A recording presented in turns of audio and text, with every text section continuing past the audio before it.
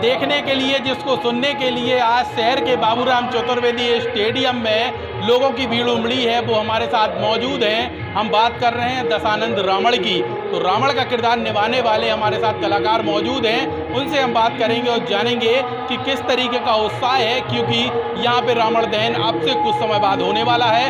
रामलीला का मंचन होगा, लेकिन उसके पहले छतरपुर हलचल पर हमारे साथ लंकेश रावण मौजूद है, उनसे बात करते हैं। यहाँ पे रामलीला का मंचन होगा, किस तरीके से उत्साह रहता है? हर वर्ष आप रामलीला करते हैं, क्या कहेंगे? देखिए, मैं लंकाधिपति दशानंद रावण का अभिनय विगत 21 वर्षों से कर रहा हूँ। आज के दिन चूँकि अंतिम दिवस होता है नवरात्रि का और विजयादशमी के नाम से आज का दिवस जाना जाता है।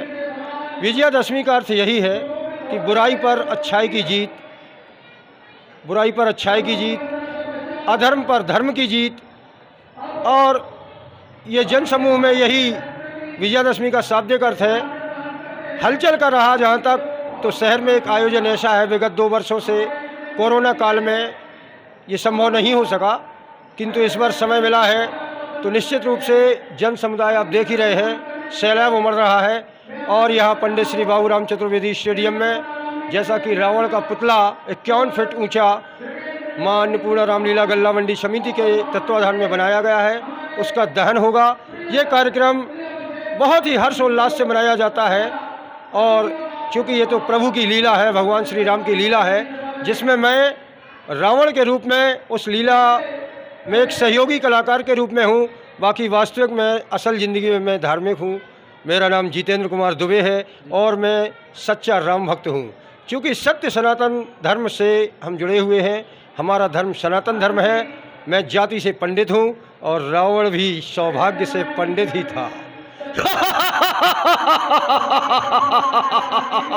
जिस तरीके से उत्साह रहता है कि हर वर्ष रामलीला होगी और आपको 25 साल से ये किरदार निभाने का मौका मिल रहा है, मर्यादा पुरुषोत्तम भगवान श्री राम का जब मंचन होता है, आप युद्ध करते हैं, तो उस समय कैसा अंदर से फील होता है रावण बनने के बाद? देखिए, जब तक शत्रु पक्ष के समक्ष में नहीं जाता हूँ तब तक मन हतोत्साहित रहता है, अंदर बड़ी घुटन सी होती है, घबराहट सी होती है। किंतु जैसे ही मंच पर जाकर हमारा शत्रु हमारे सामने खड़ा होता है, अर्थात प्रभु श्री राम और उनका पूरा दल खड़ा होता है, तो मां अन्नपूर्णा की कृपा और प्रभु श्री राम जी के चरणों के प्रताप से न जाने क्यों ऐसा अंदर से स्फूर्ति आ जाती है, आरसी होती है। किंतु जैसे ही मंच पर जाकर हमारा शत्रु हमारे सामने खड़ा होता है, अर्थात प्रभु श्री राम और उनका पूरा दल खड़ा होता है, तो मां अन्नपूर्णा की कृपा और प्रभु श्री राम जी के चरणों के प्रताप से न जाने क्यों ऐसा अंदर से स्फूर्ति आ जाती है, साहस आ जाता है और बस मेरे अंदर रावण समा जाता है। फिर मैं वही रावण का अभिनय करता हूँ जो अभी आप मंच पर देखेंगे। एक डायलॉग सुनाइए जो रावण का बहुत फेमस हो और जो आपके ऊपर बहुत अच्छा जचता हो, जो आपको भी पसंद आता हो, वो सुना दीजिए जरा। देखिए, रावण अहंकार की प्रतिमा है, अहंकार की प्रतिमूर्ति रावण आपके सामने खड़ा है। जिस क्षण रावण का अहंकार नष्ट हो जाएगा, उसी क्षण रावण मृत्यु को प्राप्त हो जाएगा। उसको उसकी पत्नी ने बहुत समझाया, मंदोदरी ने सारी बातें समझाई कि आखिर इतने सारे वीर योद्धाओं का, पुत्रों का, भाइयों का संहार हो चुका है, अब भी आप अपनी जिद छोड़ दीजिए और जगत जननी आदि शक्ति माँ जगदम्बा को वापस कर दीजिए। किंतु रावण अहंकारी था। वह अपनी पत्नी को डांटते हुए कहता है कि ये सर झुके शत्रुओं के समक्ष यह रावण का दस्तूर नहीं। रण में लड़कर मरना मंजूर मुझे, पर सीता देना मंजूर नहीं। प्रिय मंदोदरी,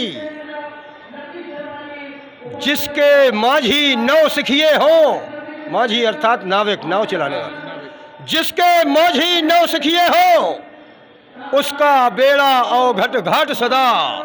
जिसने सलाह ली तिरियों की, उसका घर बारह बाट सदा।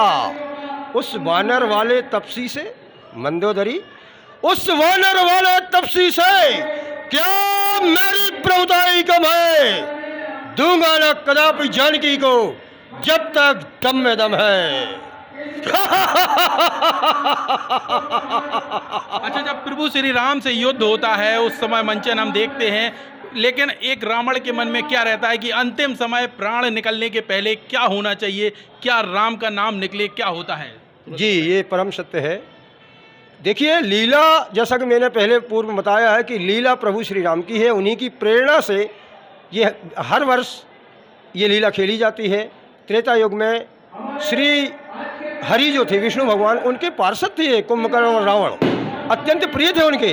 किंतु सनातन धर्म में जो हमारे ऋषि कुमार थे, सनक, सनंतन, सनातन आदि, इन लोगों के शापवश उन्हें इस मृत्यु लोक में आकर के निशाचर की योनि में जन्म लेना पड़ा।